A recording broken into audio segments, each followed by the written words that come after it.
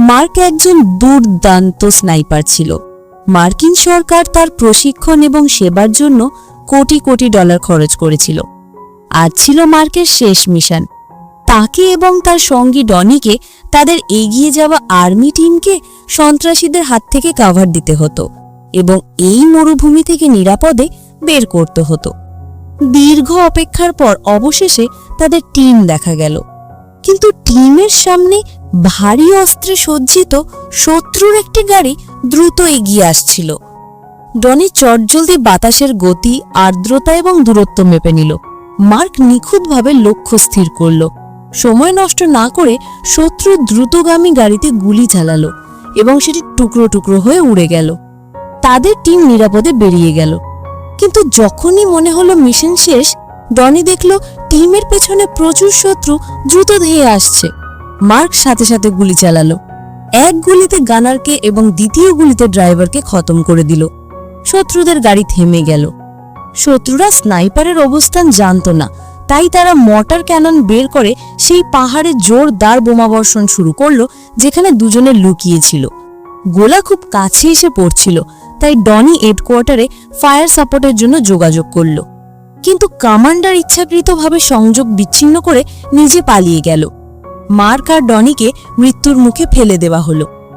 এরপর শত্রুদের একটি ফুল আর্মার্ড হেলিকপ্টার এসে তাদের স্পটে মেশিন গান দিয়ে নির্বিচারে গুলি চালাতে শুরু করল।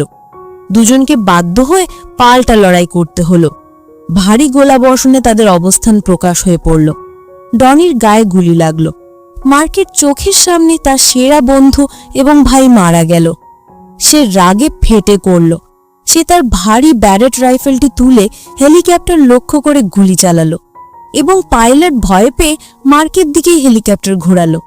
মার্ক সুযোগ বুঝে এক গুলিতে পাইলটকে শেষ করে দিল। হেলিকপ্টারটি নিয়ন্ত্রণ হারিয়ে পাহাড়ে আছড়ে পড়ল। মার্ক কোনো মতে বেঁচে ফিরল।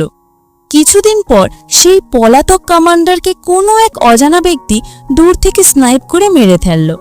মার্ক চাকরি থেকে অবসর নিয়ে তার কুকুর ব্রুসের সাথে জঙ্গলে লুকিয়ে স্বাধীন জীবনযাপন করতে লাগল। কিন্তু সুখ বেশি দিন সইল না। একদিন স্যুট বুট পরা কিছু লোক তার দরজায় এলো। তাদের লিডার ছিল কর্নেল আইজ্যাক। সে মার্ককে দেশের সর্বোচ্চ সম্মান কংগ্রেস মেডেল অফ অনার দিল এবং প্রেসিডেন্টকে রক্ষা করার একটি নতুন প্রশ্নের প্রস্তাব দিল। আইজ্যাক জানালো ইন্টেলিজেন্সের তথ্য মতে এক ভয়ঙ্কর স্নাইপার 2000 মিটার দূর থেকে প্রেসিডেন্টকে মারার পরিকল্পনা করছে। তাদের মার্কের মতো সেরা স্নাইপারের প্রয়োজন যে শত্রুর সম্ভাব্য অবস্থান বুঝতে পারবে। মার্ক প্রথমে না করে দিল। আইজ্যাক দেশপ্রেম আর কর্তব্যের দোহাই দিয়ে তাকে রাজি করালো। যাওয়ার সময় মার্ক তাদের গাড়ির ইঞ্জিন নাম্বার টুকে নিল, যা পরে গেম চেঞ্জার হয়ে দাঁড়ালো। পরিকল্পনা চেক করার জন্য মার্ক পাহাড়ের টেস্ট শট নিল। 250 মিটার দূরের একটি ক্যানকে সে নিখুঁতভাবে হিট করল।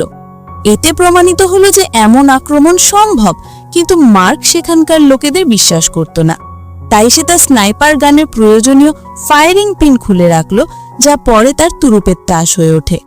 ব্রুসকে বন্ধুর কাছে রেখে সে ওয়াশিংটন গেল। সেখানে বাড়ি ভাড়া নিল। মার্ক নিজের অভিজ্ঞতা কাজে লাগিয়ে ওয়াশিংটন, বাল্টিমোর এবং ফিলাডেলফিয়া চেক করল। শেষে মনে হলো একমাত্র ফিলাডেলফিয়াতে এত দূর থেকে স্নাইপিং সম্ভব। বাল্টিমোরের রাস্তা সরু এবং ওয়াশিংটনে বিল্ডিং খুব ঘন।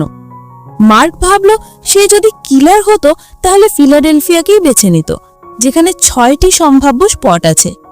আইজ্যাক মার্কের কথা শুনে খুশি হলো এবং তাকে পর্যবেক্ষক হিসাবে থাকতে বলল। মার্ক রাজি হয়ে গেল। ওয়াশিংটন এবং বাল্টিমোরের বক্তৃতা ঠিকঠাক হয়ে গেল। সে স্টপ ফিলাডেলফিয়াতে মার্ক আইজ্যাকের সাথে গেল।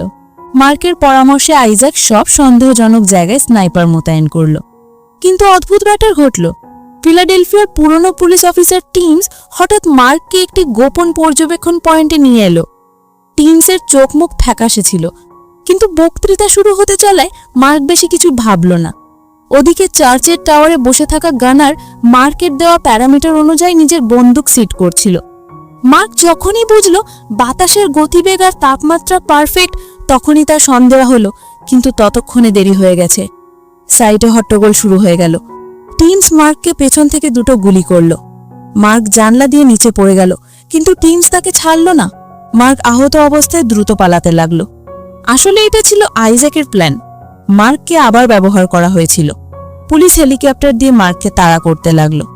আইজ্যাকের টিম গোপন স্পট পরিষ্কার করে দিল এবং মার্কের বন্দুক টেবিলে রেখে তাকে কিলার সাজিয়ে দিল। পালানোর সময় আহত মার্কের সাথে এফবিআই এর নতুন এজেন্ট নিকের দেখা হলো। মার্ক আত্মসমর্পণের ভান করে নিককে কাবু করে ফেলল এবং তাকে আড়াল করে নিকের গাড়ি নিয়েই পালিয়ে গেল। মার্ক খুব দ্রুত গাড়ি চালাচ্ছিল, কিন্তু ক্ষত থেকে প্রচুর রক্তপাত হচ্ছিল। পুলিশের ব্যারিকেড ছিল চারদিকে। সে একটি কার ওয়াশ স্টোরে ঢুকে লুকিয়ে পড়ল এবং ফার্স্ট এড কিট দিয়ে ক্ষত পরিষ্কার করল। এরপর পুলিশের চোখ ফাঁকি দিয়ে নদীতে ঝাঁপ দিল। পুলিশ ভাবল সে ডুবে গেছে, কিন্তু সে একটি স্যান্ড বার্জে লুকিয়ে পালিয়ে গেল। ক্ষতে ইনফেকশন শুরু হওয়ায় মার্ককে দ্রুত ব্যবস্থা নিতে হতো। সে পুলিশের গাড়ি চুরি করে এবং পরে একটি সুপারমার্কেটের বিদ্যুৎ সংযোগ বিচ্ছিন্ন করে অন্ধকার তৈরি করে সেখান থেকে সিরিঞ্জ, লবণ ও চিনি কিনে নেয়। বাথরুমে স্যালাইন তৈরি করে নিজেকে ইনজেক্ট করে। এরপর শ্রমিকের ছদ্মবেশে সারা রাত ড্রাইভ করে ডনির গার্লফ্রেন্ড সুজানের বাড়িতে পৌঁছায়। সুজান প্রথমে দ্বিধা করল, পরে মার্ককে চিনে ফেলে দরজা খুলে দেয়। সুজানের সেবা আর ওষুধে মার্ক ধীরে ধীরে সুস্থ হয়ে ওঠে। অন্যদিকে আহত এজেন্ট নিক তদন্তে অনেক অসঙ্গতি খুঁজে পায়। সে ভাবল, আক্রমণের মাত্র 10 মিনিটেই ব্যালিস্টিক রিপোর্ট কি করে তৈরি হলো? তাছাড়া মার্কের মতো প্রো স্নাইপার লক্ষ্যভ্রষ্ট হয়ে আর্চ বিশপকে মারবে কেন? নিক টিমসকে চেক করতে চাইল, কিন্তু শুনল টিমস ভয়ে আত্মহত্যা করেছে। নিক নিজে তদন্ত করে দেখে এফবিআই স্পট ছাড়াও চার্চের টাওয়ার থেকে নিখুঁত নিশানা লাগানো সম্ভব। টাওয়ারে গিয়ে দেখে মেঝেতে 3টি নতুন গর্ত পায় এবং অনলাইনে চেক করে বোঝে যে এটি ইউএস আর্মির বিশেষ রিমোট স্নাইপার গানের কাজ। নিক সত্যটা বুঝতে পারল। মার্ক সুস্থ হয়ে সুজানকে নিকের কাছে পাঠালো। মার্ক দূর থেকে সব লক্ষ্য রাখছিল। সুজান নিরাপদে গাড়িতে বসার পর মার্ক এফবিআই সামনে এলো। এজেন্ট বন্দুক বের করার আগেই মার্ক তার মুখে কফি ছুঁড়ে মেরে কুকুরকে দিয়ে আক্রমণ করালো।